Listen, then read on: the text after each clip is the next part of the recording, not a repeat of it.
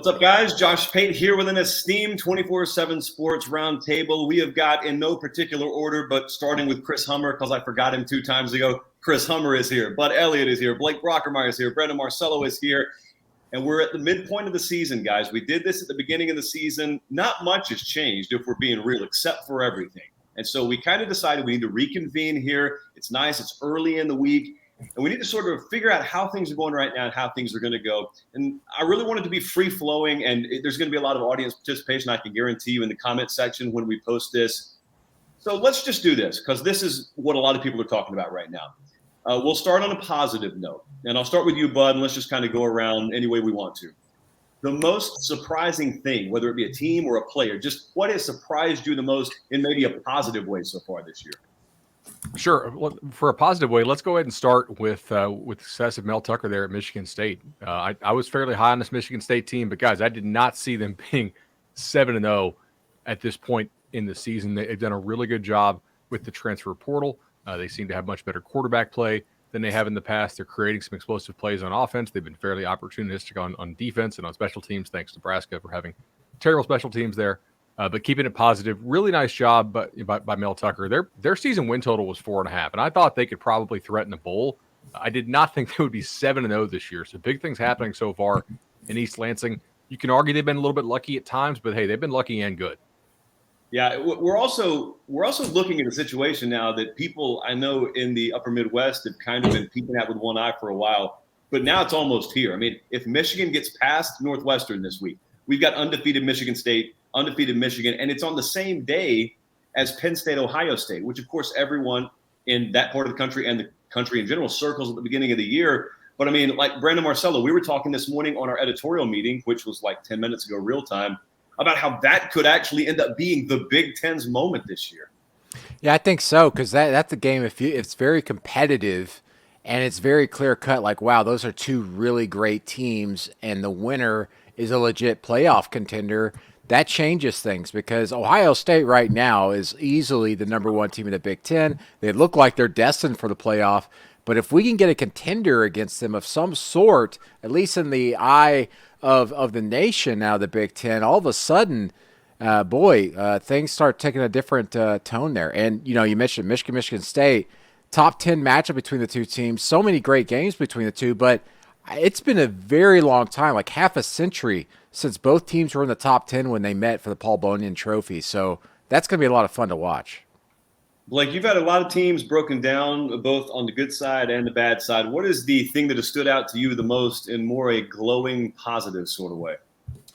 Well, I would say, kind of like we talked about, I mean, the teams that have really surprised me, I don't know if there's – Oklahoma State is one that's really surprised me. I mean, I think, they're 6-0. They've got a really good defense. Their offense has done just enough each week to get by and get a win. They've got a pretty good special teams unit as well. I mean, that's been a unit or a team that's really surprised me this year. Both Michigan and Michigan State have both surprised me this year. Wake Forest has been a really surprising team. The meat of their schedule is coming up right about now. So, it'll be interesting to see. And then, you got to give a shout out to Pitt as well for having a very good season so far, and they kind of control their destiny too.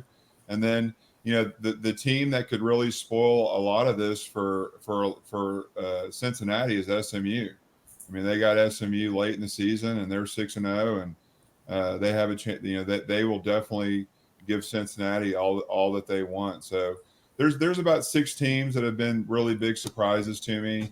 And all those teams have done an incredible job, but there's lots of chaos ahead, I think.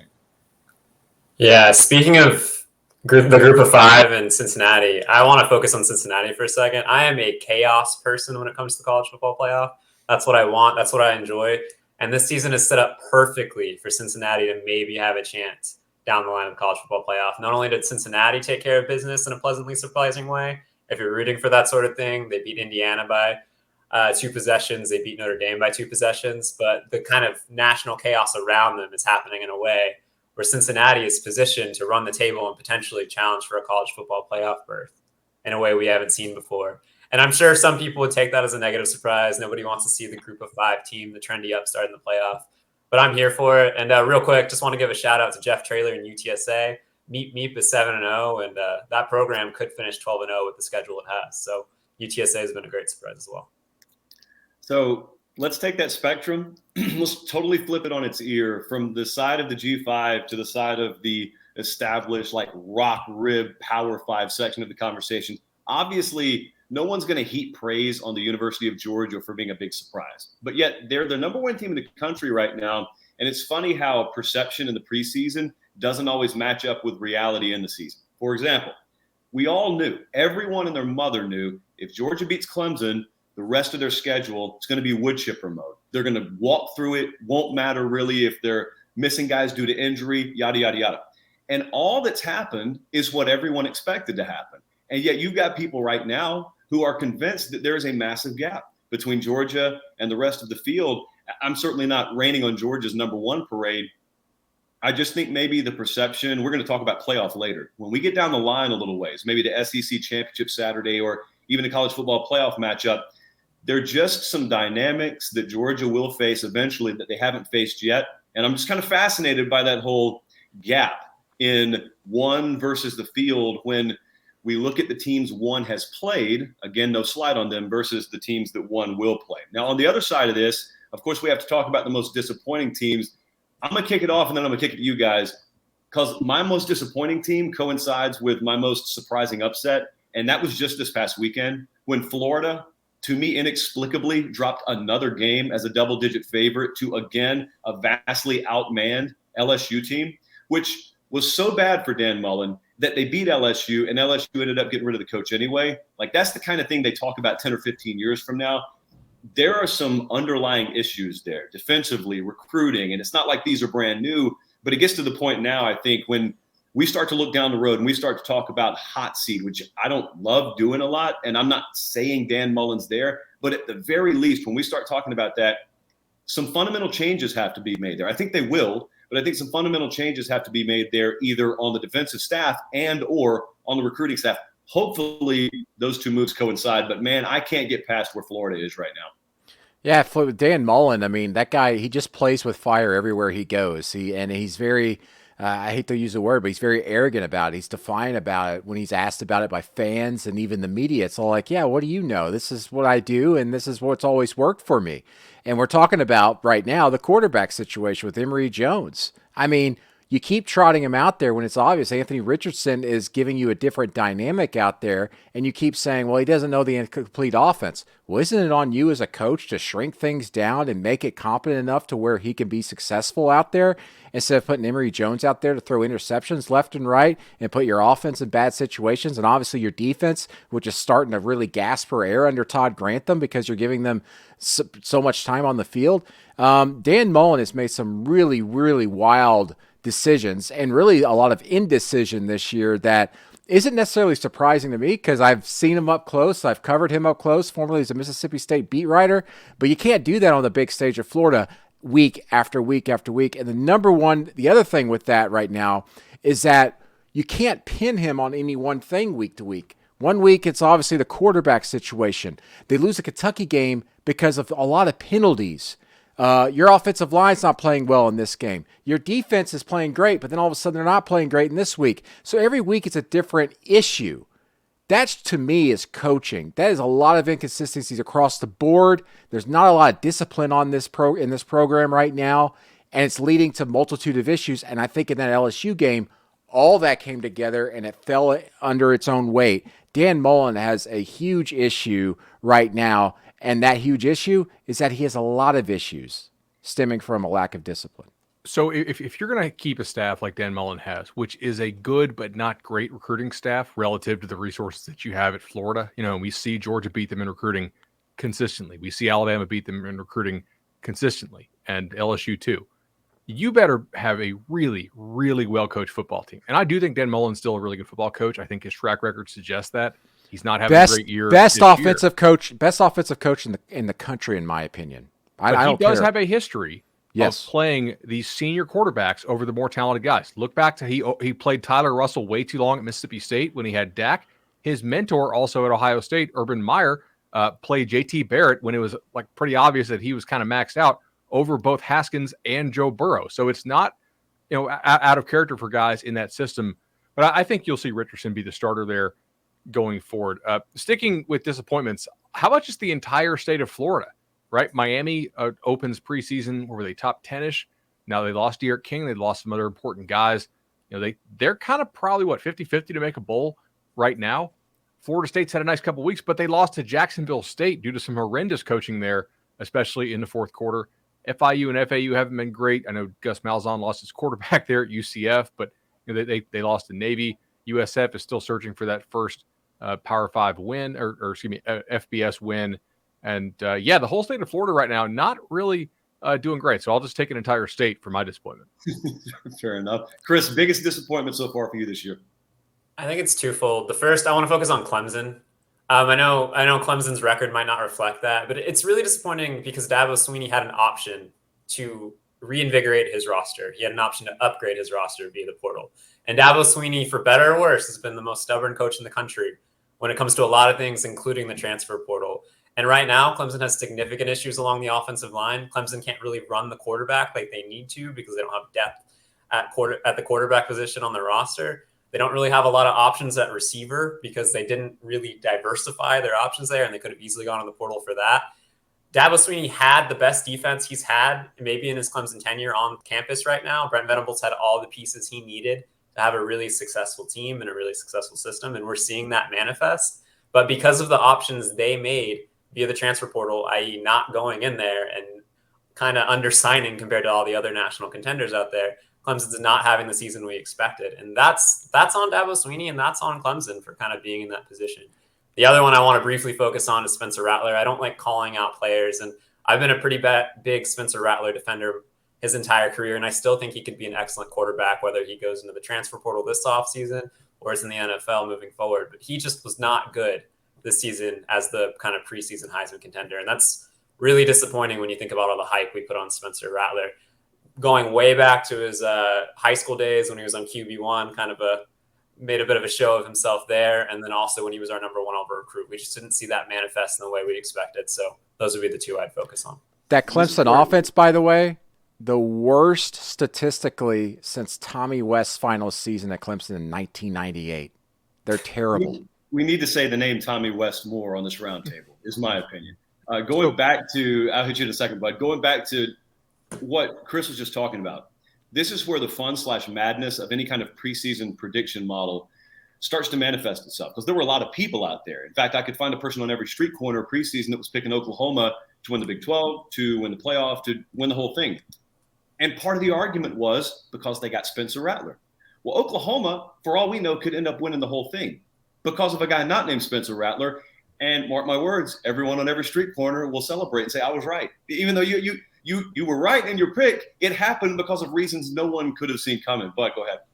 I just want to go back to 2019, standing out there at the Elite 11 camp. I wasn't with 247 Sports at the time, but the previous year we had Trevor and Justin, right? And JT was in that class. And I remember standing around thinking, man, this crop of quarterbacks, they stink. And it was evident in our rankings too, right? Spencer Rattler was outside the top 10 overall players in the 247 Sports composite, despite being the number one QB. Here's that 2019 class. This is like one of the reasons why we're lacking good quarterback play at the very top this year.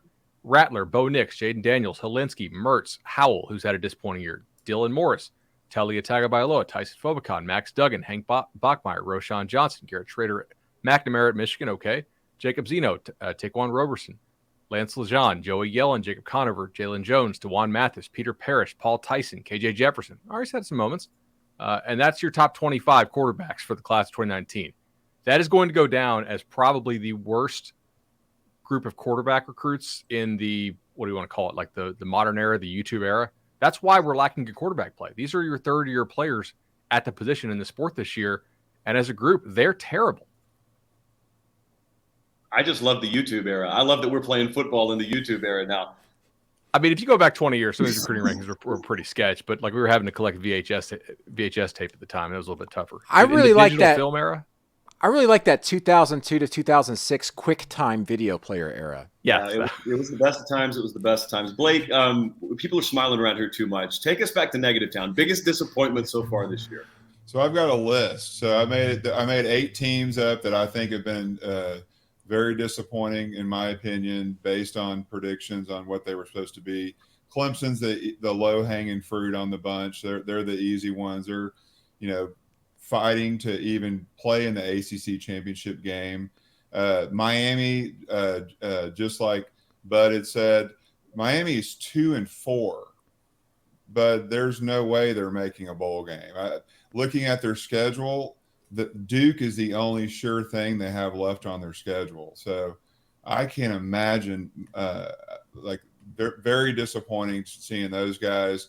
North Carolina, I actually thought was going to win the ACC this year. They've been a massive disappointment. They have one guaranteed win against Wofford left on their schedule, and they're 4-3 right now. Wisconsin, I thought was going to have a really good year this year and have an easy way to get in the Big Ten championship game. They're 3-3. That they will likely be barely bowl eligible by looking at their schedule. Texas A&M has been disappointing to me. Going through Jimbo Fisher's SEC media days, it made it sound like he had the greatest team in the history of college football. And, obviously they've had some injuries that have affected their season and a huge win a few weeks ago, but they didn't have a very good backup plan, and they're pretty much out of any kind of SEC contention, in my opinion. And then USC, are they going to make a bowl game? They're 3-3. It's 50-50 whether they do or not. Missouri looks very hapless on defense, and I thought that they had a chance to be the number 2 or 3 seed in the SEC East this year. Very unlikely that they'll win a bowl game, and they haven't won an SEC game this year, which is amazing. And then Washington, I thought going into the year was going to be, with just based on their schedule, I thought they had a great chance to get in the Pac-12 championship game. They're 2-4 right now, probably unlikely to make a bowl game. So it's a long list, but those are the 8 teams that I have as being very disappointing teams this year. Can we circle back to North Carolina for a second? So North Carolina, it's been kind of a funny occurrence over the past few weeks. If you've listened to Matt Brown has taken an angle that ironically I've taken in the past, yet I wholeheartedly disagree with him taking the angle. So one of my big pet peeves in the past has been preseason ratings. I'm not like most people. I don't mind preseason rankings as long as you're willing to pivot off of them and admit that you were wrong. But what happens most of the time is, someone ranks a team very high, that team fails to deliver, and then the person who ranked the team screams at the team for not fulfilling on expectation instead of looking in the mirror. Well, Matt Brown has tried to play that card unsuccessfully, in my opinion, because Matt Brown has looked around after, for example, dropping a game by double digits to Florida State and saying, well, I guess you guys were wrong because you're the one who ranked us very high. Man, they had 21 of 22 coming back from a team that went to the Orange Bowl. They had Sam Howell coming back. There was every reason to rank North Carolina fairly high. No one had them inside the top 3 or 4. But to Blake's point there, you thought they were going to win the ACC. Everyone thought they were going to at least be in the ACC title game. Think about this, guys. If I were to have told you in mid-August, hey, you like North Carolina? Well, how about I add this cherry on top? By mid-season, Clemson's going to be an underdog to Pitt. Now how do you feel about North Carolina's odds of winning the ACC? And, it's been wide open for them. And they haven't even come close to grabbing it. It started with the Virginia Tech loss in week 1, which, week 1 on the road stuff happens. You can excuse it, but it's kind of compounded matters down the stretch here. If not for Florida, and that already being my argument, I would probably say North Carolina there. Anything else anyone wanted to add? Well, just real quick. I mean, we talk about the Pac-12. We always, pile onto the Pac-12, but how disappointing is the ACC where the top 3 teams going into this season are all just bad? Yeah. Clemson, North Carolina, and Miami. Who saw all 3 of those teams just absolutely sucking air right now? I mean, we're talking about Wake Forest and Pitt in the ACC right now. What are we doing? The ACC is just a tragic. And boy, I hate to say it, we're about to see some coaching changes, not just head coaches elsewhere in the ACC, but there's going to be some offensive staffs that are going to be getting boxes handed to them to clean out their offices after this season. I just enjoy Brandon, former don't forget ESPN about North employee Carolina Mac State. Brown blaming. They're still in it too. One coaching change I think has to happen if the head coach wants to keep his job. Washington has got to figure out something to do with John Donovan, right? Like that was something that we saw that coming. Like college ball internet, we get stuff wrong. We were like, wait, you finally get a head coaching job, and that's who you pick? That guy's been terrible everywhere he's gone. I mean, Penn State fires him and immediately goes to the Rose Bowl. Like literally, the solution is don't. That was just. It's the reason they lost to Montana. There have been some staffs out there in the past where you get an offensive-minded head coach in place, and he says, "I'll just do whatever on defense. Just get me the ball back." Okay, I'm not in love with it, but that's a great approach. Here's what you can't do. You can't say, "I don't care what we do on offense. Just put my defense back out on the field." Like not even Kirk Ferentz coaches that way, and that's the only way they actually win games. The best example of this ever was Bob Stoops. When he got to Oklahoma, he said, "I'm going to hire the coordinator who gave me the most hell when I was the DC at Florida." And that was Mike Leach, who was then the Kentucky offensive coordinator. That's in Stoops' book. Like he's like, as a defensive guy, I want to score a lot of points, and I want to trust my defense to get stops and get the ball back to my offense. And look how quickly he turned OU around when he got there. I don't know a lot of people remember that. I mean, they came in, barely made a bowl game when he got there after just a complete washout, that led to the coaching change. And then year 2, they're back to being the elite team in the country and the Midwest. Yeah, we just saw Ed Orgeron get dismissed, but he turned his program around with the right OC hire. And it's not always easy to do. Ed Orgeron missed, I think 17 times before he found Joe Brady.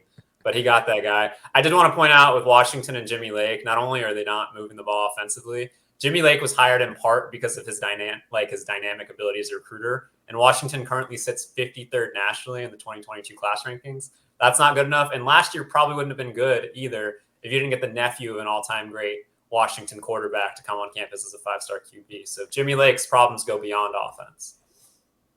All right, so a lot of things are not glowing out there.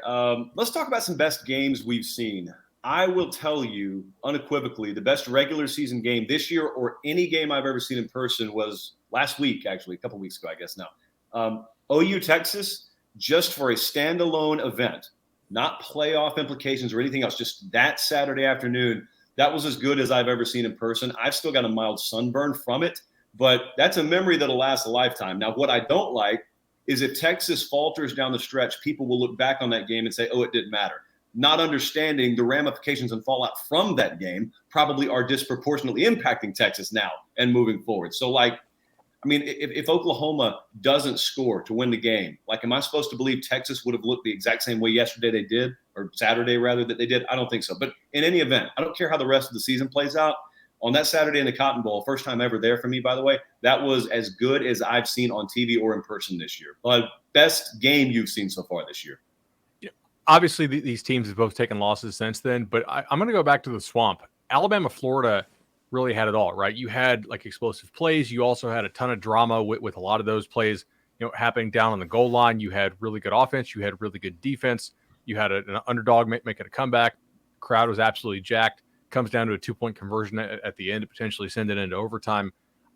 Obviously, those teams aren't quite as good now as we thought they were at the time, I guess, but that was still a really exciting game. For me, it's a couple of games. I think one of the most recent ones, maybe it's recency bias, but Alabama, Texas A&M, and the way they were going back and forth with Alabama rallying there in the second half. I really loved watching that. But really, the one that just sticks in my heart, sticks in the back of my brain, is one it's a game of no consequence now, and no one really will even care about or talk about 2 weeks from now, or even a week ago, is Fresno State at UCLA, and Fresno State going down with an injured quarterback who just taken hit after hit in the hip, could barely walk, leading Fresno State down the field to win it, and him collapsing to the turf, and just utter disbelief and also pain is an image that will stick out to me and really define, I think, and encapsulates this entire 2021 season, which is expect anything, chaos is here, and just celebrate while you can, because Fresno State and UCLA, at the time, it was a hard-hitting, almost SEC or Big Ten-like game in the trenches, which no one talks about. And when you talk about Pac-12 football, but that was that game. Obviously, both teams are not top 25 worthy right now, but in that moment, at 1 a.m, watching a game like that was absolutely thrilling, and that's the funnest I've had all season so far. Chris Hummer, best game you've seen so far? I mean, I was there with Josh and Blake were both there as well. I was at Texas-Oklahoma. That was the best Texas-Oklahoma game I've seen probably in a decade or two, and I've been to a lot of them. Blake's probably been to more than me. But that game was excellent. I think we're going to remember that as the game Caleb Williams emerged as the next college football superstar. That's going to carry consequence for Oklahoma and for Texas for years to come. I think if Texas had won that game with so many big recruits in attendance, that would have been a momentum swing, a change to the early Steve Sarkisian era, and he has to work to kind of regain that momentum back. I do want to point out, it wasn't a great game, but I always will remember this. Iowa versus Penn State. Iowa on 3rd down gets in the victory formation, still has to punt the next down. Iowa still has 40 seconds left on the clock. Iowa doesn't trust its offense and gets in the victory formation. I will never forget that. That was a wonderful moment. And the football gods have punished them since. Yeah. Blake Brockermeyer, so you going Cotton Bowl, or you going a different direction here for best game you've seen so far? Y'all have already said all the games I was going to mention. So Texas OU is obviously the game that sticks out to me, and just a crazy game and crazy atmosphere. But the Alabama-Florida game to me was probably the second best game I've seen. Just Florida just played out of their minds and had a really good game plan for Alabama. And Alabama struggled this year on the road with noise and just kind of getting all their communication organized. So that was, I know that they said that was one of the loudest games they've ever been to in their, last 10 years at Alabama. So both of those stand out to me. And then the other game that stands out to me that, looking back on it now wasn't a, huge implication game, but the opening game of Labor Day, the Notre Dame Florida State game, was a classic game and had some great storylines with the quarterback from Florida State coming out off the massive 2-year rehabilitation for his knee. So that was a really inspiring story and a great game to watch, and a great atmosphere at Florida State. So let's go individual award here. This is when you really start talking about Heisman a lot more. So before we talk about individuals, I'm going to ask this question. It's a very specifically worded question. I'm not asking you if you think personally it should happen. I want a show of hands. Does anyone think a defensive player actually has a shot of winning the Heisman? No. Okay. Now, let's go second show of hands. Does anyone here think that there is a defensive player out there worthy of winning the Heisman? All right, Blake Brockermeyer. That's content, my friend. That's how this works. Go ahead, my friend. I mean, obviously, the name that sticks out, Georgia's defensive line has got some creatures on it. Jordan Davis is the guy that makes it all go. He eats up space. He clears, lets his linebackers roam. He's only got 18 tackles on the year, which is, if you're a stats guy, that's not great. But Georgia rotates so much on defense. But, Jalen Carter and Devontae Wyatt, Nolan Smith and Jordan Davis, all those guys are deserving of something. And the whole Georgia defense obviously has been amazing all year. But, he's the one guy that I think might get an invite, possibly, just because of the impact he has on every game. I think what Blake said there, play though, enough snaps to really put himself in position for that. I don't even think he plays half of Georgia's snaps. Yeah, exactly. Well, no one at Georgia does. They rotate, and their offense is the same way. If they had one guy or one running back or one quarterback that played the whole year, they'd probably be the front runner. But they just don't have the stats to really make a case besides their defense. And with that, you talk about half and half. We talk about half and half. People are already talking about Caleb Williams maybe in a Heisman discussion, and at most he's going to play half the snaps at quarterback because he's only playing half a season, yet we're talking about him potentially. He's played 6 quarters, so let's let him play. He's already on the Heisman Trophy odds chart right now. Class of 2019 opened the door. Like, if none of them are going to win it, somebody's got to win this thing. I want to see him play a few more weeks too. Chris Hummer, I know you were dying to say something, and now there is 2 minutes of silence. I'm giving them to you, my friend. Take it. I was just going to say, if we're looking for somebody on Georgia's defense, and I mean, it should be a collective award for the Heisman. I'm fine giving the entire starting 11 the Heisman Trophy this year based on the way they've played. I would think about Nakobe Dean. He's kind of the centerpiece of that defense, plays Mike, does everything. He's on the field almost every snap as well. I think he's PFF's top-rated linebacker in the country this year. He's been excellent. So if we have to nominate somebody defensively this year, that would be the guy I'd look to. But I really do think we're missing kind of the Chase Young type presence defensively that really factors in this Heisman mix. I think if anything, this is a year where a running back could break through just because we have such subpar quarterback play across the board. Yeah, and right now I think the only one who could do that is Kenneth Walker, and that's only if Michigan State keeps winning or they finish with one loss. And the other thing is he was just held under 100 yards by Indiana. Is that a sign of some things to come as defenses really focus on him? I don't know, but Michigan State's got to keep winning. We're just heading down the path here to a boring finish in the Heisman race. It's just going to be Bryce Young because Alabama's going to keep just eating people alive. He's going to get big numbers, and everybody's just going to vote for him. I think it's going to be a pretty split vote this year, obviously, but we're just going to go with the best quarterback on the best offense on the best maybe team outside of Georgia at this point, and he'll end up getting it. Well, if you're willing to consider a first half only award, Bijan Robinson would have an excellent chance of kind of cracking. I watched that Arkansas game. What did he do there?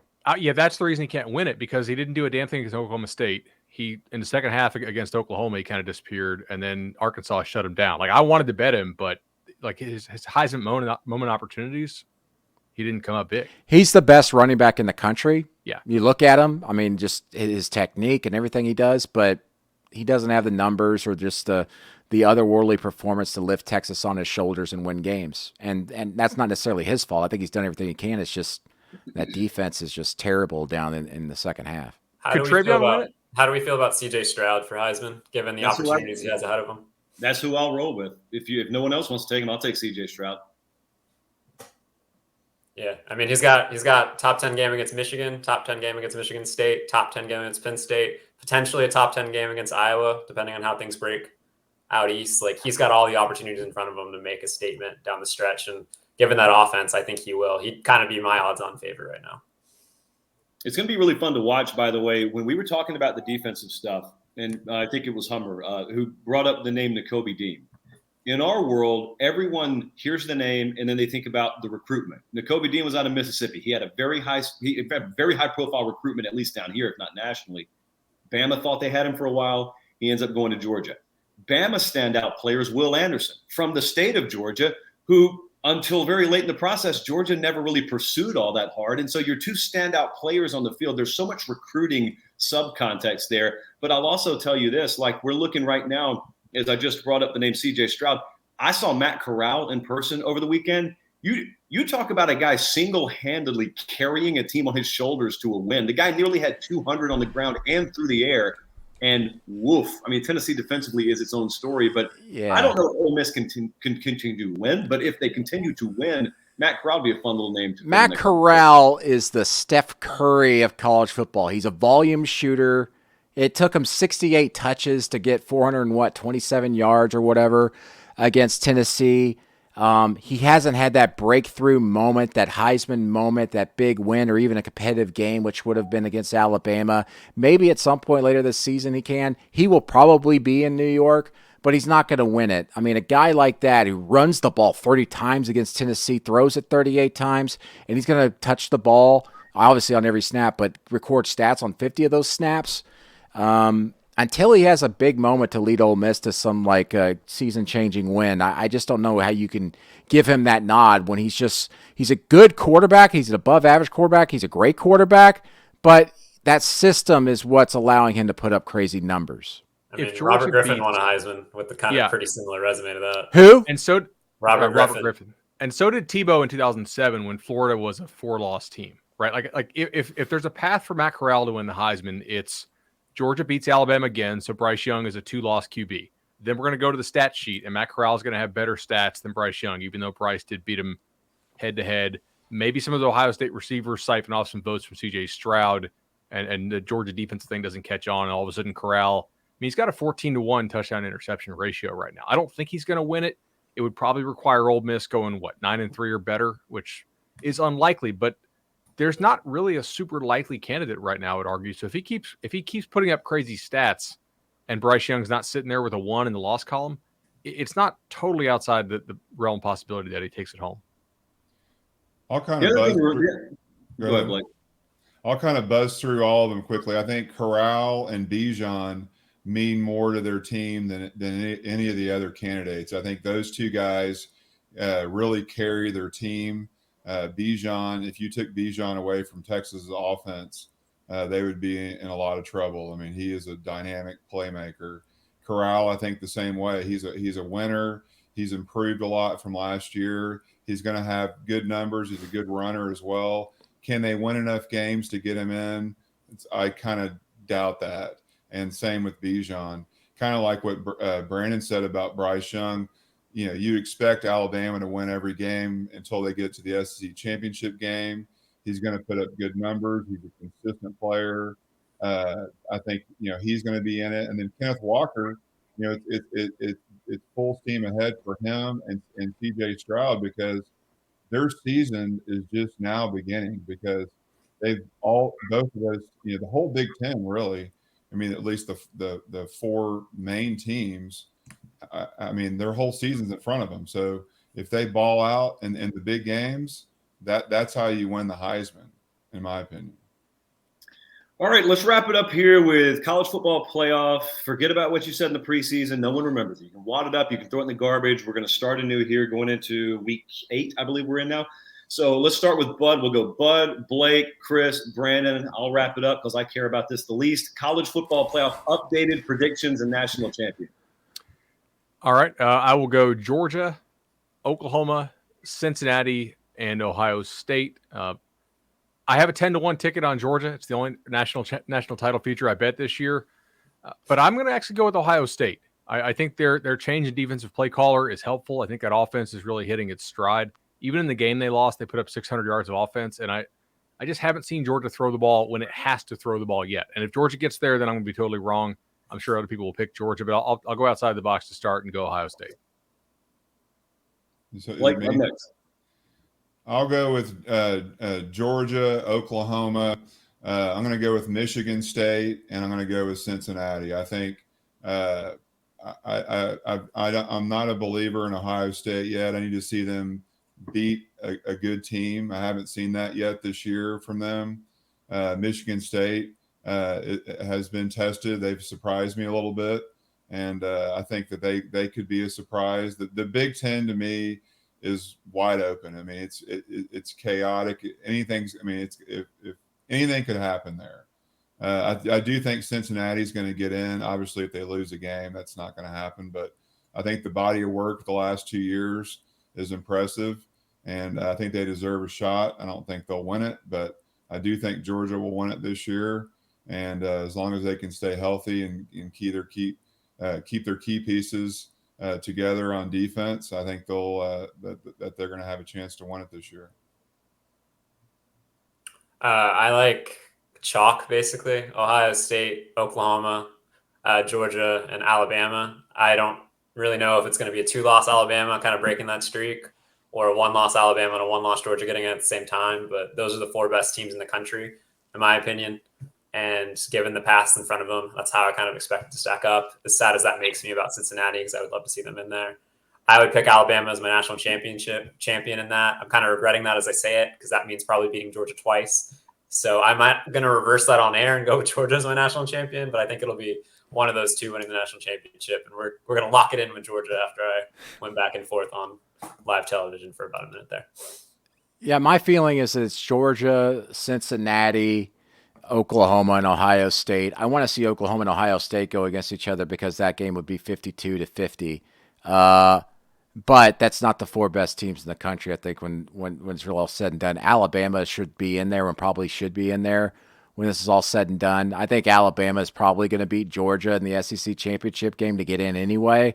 And Alabama and Georgia should both be in there, but the playoff committee is going to sit there and go, well, they just lost, so we're not going to put Georgia in, and it's going to be dumb. But that's the playoff. It's always dumb. All right, so I thought long and hard on this, and by that I mean I wrote these down while Chris was talking. So I'm going to go Alabama, Georgia, 1-2. It should be noted. Bama, Georgia, 1-2. Cincinnati, number 3. Oklahoma, number 4. The biggest takeaway from this is there would be no Big Ten team in. After the Big Ten, as recently as last week, had half, I think, of the AP top 10. There could be some craziness happen down the stretch here. Like Michigan State, you've still got Ohio State with a number of defensive hurdles to clear. And I'm very curious right now about how fat they've gotten recently on some inferior competition. Like, as much as I just sat there and even endorsed CJ Stroud and love where they are, Ohio State has the tendency to make teams that don't score a whole lot of points end up scoring on them and have to win shootout-style games that should not be shootouts. And it's just weird stuff happens in those sorts of games. So I don't know. I'm certainly not putting a stamp on this or betting any money on it, but the Big Ten getting left out, I think, would be a big story at the end of the year. As we wrap this up, any final parting thoughts for this midseason roundtable, knowing you're going to be held to this for the remainder of the year? Remember, my quick thing, it's more of a question than a point, and that's just me because I always ask questions. But we've had 14 top 10 teams lose so far through 7 weeks of the season. Does that continue down the stretch, or are we in a situation now that the top 8 teams are almost locked in? What do you guys think? I want to just know quickly. I think where we have to delineate there is, are we talking just top 10, or are we drawing a line between top 4 and then the rest of that top 6? Because that's why I actually said top 8, because I think obviously teams like Michigan State, Penn State, others, there's going to be a loss there because all those Big Ten teams are going against each other. But are we going to see another big loss? Are we going to see Alabama fall again? Are we going to see Georgia fall again?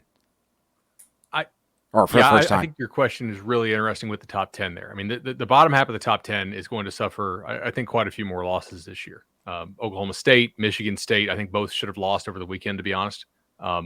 Oregon, I think, will lose at least once, if not twice more. Penn State, if they don't get their quarterback back, could lose 2 or 3 more. Michigan, I think, will lose a couple. So the bottom half. But the top half, if Oklahoma doesn't get some of these injured defensive backs back, like, they got 2 weeks to get healthy. They've got Kansas and they have somebody else who's a cupcake next 2 weeks. But after that, they have a real strong, difficult finish. They could drop some. Cincinnati probably the best bet. Oklahoma gets John Cobb, Jim Knowles, and Dave Aranda in back-to-back weeks and the regular season. And if you're looking for a test for a true freshman quarterback, it is those 3 coordinators. They will throw everything at Caleb Williams, and that is not a gimme stretch for Oklahoma by any means at the end of the season. My take so far is that we haven't even begun to see the chaos that's fixing to happen in college football. I think what I've noticed this year is home field advantage matters. And I've been to some of these. I went to the Alabama A&M game, and the A&M crowd made a huge difference. And so, like, when you're at home and you've got a good team there, that can make a huge difference. So I think there's going to be – I don't think Georgia's going to lose again. The next test they'll have will be in the SEC championship game against Alabama. But I think anyone else in that schedule has a chance to lose a game this year. Georgia, State, Florida. No one's talking about Iowa State. They kind of fell off early after they lost to Iowa. I mean, they could easily beat Oklahoma this year once. I mean, I don't know if they'll beat them. I don't know if they'll make it to the Big 12 championship game or not. But I think, Michigan State, Oklahoma State, I mean, all these teams are going to lose a game. So it'll be interesting to see how it all unfolds by the end of the season. I still have Georgia, Florida circled on there because Dan Mullen is crazy and weird, and he dances around fire, burns himself sometimes. He might beat Georgia. That's going to be the closest score Georgia will have until that SEC championship game.